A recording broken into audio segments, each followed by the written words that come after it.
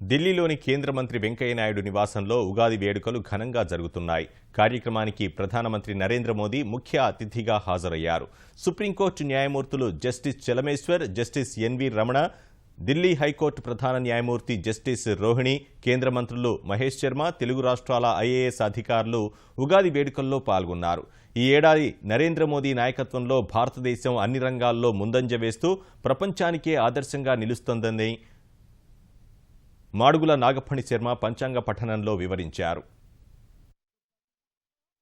పంచాంగము అంటే ఏమిటి అంటే కాలస్వరూపి అయినటువంటి భగవంతుణ్ణి మనము ఆరాధించటమే ఈ పంచాంగం యొక్క మాహాత్మ్యము.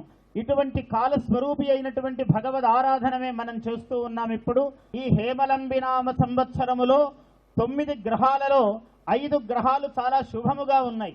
5 గ్రహాలు శుభముగా ఉండటము వలన చాలా అద్భుతంగా ఈ సంవత్సరం ఉండబోతూ ఉన్నది. వెంకయ్య, వే, రా, రో, చి ఇటువంటి అక్షరాలకు చాలా వైభవం ఉన్నది.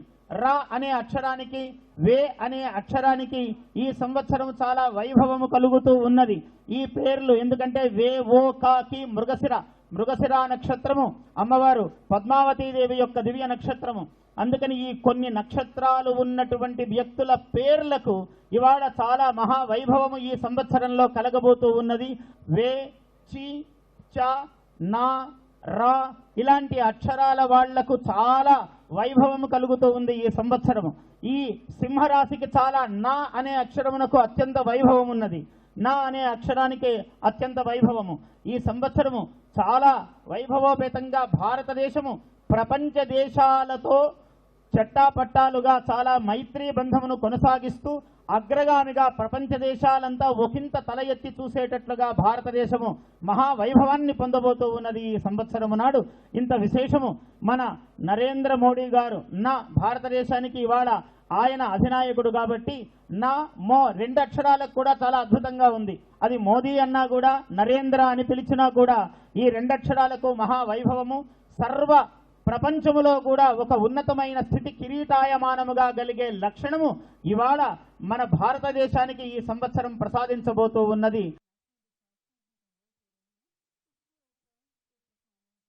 Happiness, disgust, anger, fear, surprise and sadness. These are all part of our life. All these things are there in anybody's life. So this chutney or this pachadi indicates the various facets of our life. So we celebrate it by taking the chutney. Ante bellam తీపికి ఆనందానికి సంకేతం. అలాగే ఉప్పు మనందరికీ కూడా జీవితంలో ఉత్సాహానికి రుచికి సంకేతం.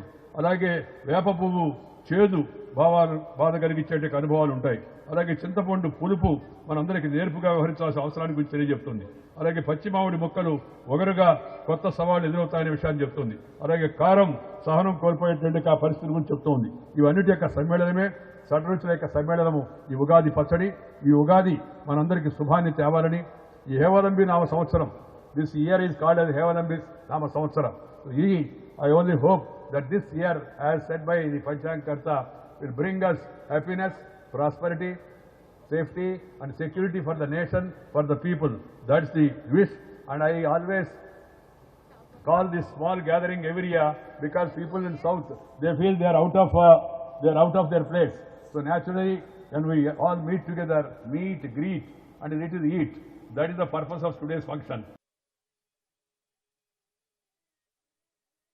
2 दिन के बाद देश के बहुतेक भाग में नववर्ष प्रारंभ हो रहा है। नववर्ष की मेरी तरफ से बहुत बहुत शुभकामनाएं हैं।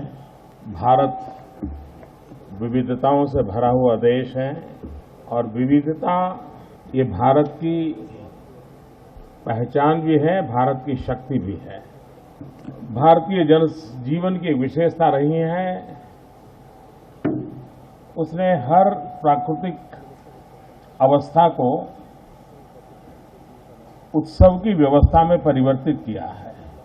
सामूहिकता ये भारतीय जीवन की एक विशेष परंपरा रही है और सामूहिकता के माध्यम से संस्कार संक्रमण की प्रक्रिया पीढ़ी दर पीढ़ी चलती रहे, उसी भाव से उसी परंपरा को निभाने का प्रयास हो, अलग अलग क्षेत्र में नाम अलग अलग होंगे, उस पर्व को मनाने की पद्धति अलग होगी, लेकिन भारत को जब राजनीतिक दृष्टि से एकता नहीं थी तब भी, राजनीतिक व्यवस्था के तहत भारत बिखरा हुआ था तब भी, इन परंपराओं ने सांस्कृतिक धारा के माध्यम से एक बनाए रखा था, जोड़ करके रखा था।